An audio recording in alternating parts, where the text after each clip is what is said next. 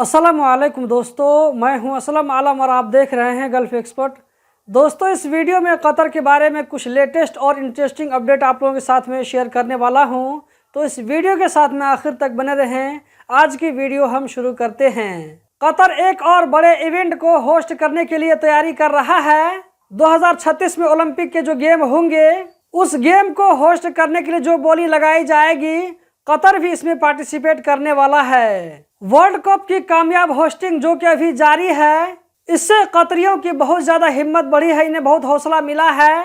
अब 2036 में जो ओलंपिक का गेम होगा, इसको दोहा में कराने के लिए कतर कोशिश कर रहा है। अगर ये गेम कतर को मिल जाता है तो ये कतर की बहुत बड़ी कामयाबी समझी जाएगी। दोस्तों, इस वक्त कतर में कितना रश चल रहा है, आप इस बात का अंदाजा इससे लगा सकते हैं कि कतर में ट्रांसपोर्ट कंपनी की तरफ से कहा गया है कि इतवार के दिन यानी 4 दिसंबर को मेट्रो और ट्राम यूज करने वालों की तादाद 4,97,686 रिकॉर्ड किया गया है। उसी दिन 9,549 बसों की सर्विस दी गई, जिसमें 2,55,626 पैसेंजरों ने इससे ट्रैवल किया, जबकि कतर के दोनों एयरपोर्ट पर 700 के लगभग फ्लाइट के ट्रांजैक्शन को रिकॉर्ड किया गया। दोस्तों, आप स्क्रीन पर देख सकते हैं, ये यूएई के प्रेसिडेंट शेख मोहम्मद बिन जायद अल नहयान हैं, जिन्होंने कतर का दौरा किया है। यहाँ पर खास बात यह है कि जब से कतर का नाका खुला है, यूएई की तरफ से ऑफिशियली तौर पर पहला सरकारी दौरा हुआ है। यहाँ पर आप लोगों को एक इंटरेस्टिंग अपडेट देता चलूं,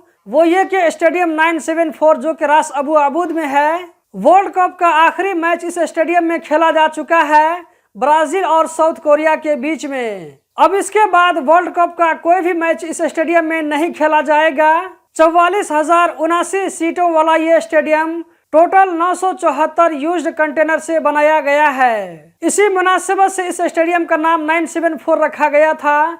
अब इस स्टेडियम को पूरी तरीके से खोल लिया जाएगा। खोलने के बाद में इसको किसी मुल्क को गिफ्ट कर दिया जाएगा इसका मटेरियल। स्टेडियम को ओपन करने के बाद में इस जगह को ऐसा बना दिया जाएगा कि नहीं लगेगा कि इससे पहले यहाँ पर स्टेडियम था इतना आलीशान। दोस्तों, कल कतर में वर्ल्ड कप के 2 मैचेस हुए। पहला मैच जापान और क्रोएशिया के बीच में हुआ। इसमें क्रोएशिया को कामयाबी मिली, इस तरह वो क्वार्टर फाइनल में चला गया, जबकि जापान हार करके इस वर्ल्ड कप से बाहर हो गया। अगरचे इस वर्ल्ड कप में जापान को हार मिली, लेकिन जाते जाते जापान के लोगों ने अपना निशान जरूर छोड़ दिया। आप यहाँ पर देख सकते हैं, ये जापानी कम्युनिटी के लोग हैं जो कि मैच खत्म होने के बाद में स्टेडियम की सफाई में अपना हिस्सा डालते हुए नजर आ रहे हैं। वहीं पर अगले मैच में ब्राजील ने साउथ कोरिया को हरा दिया।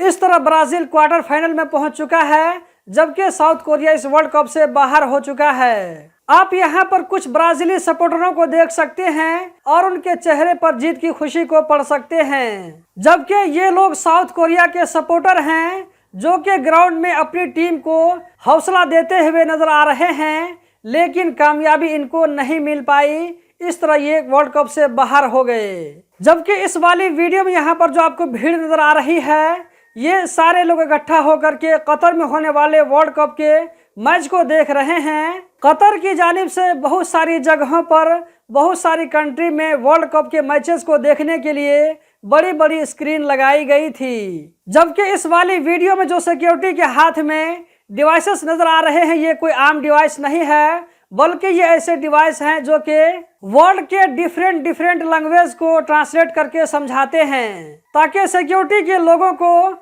बाहर के लोगों के साथ में बातचीत करने में कोई दिक्कत न हो। तो दोस्तों, यही थी आज की वीडियो। उम्मीद करता हूँ जरूर पसंद आई होगी। इस वीडियो को लाइक करके आगे शेयर करना मत भूलें। इस वीडियो को देखने का बहुत बहुत शुक्रिया।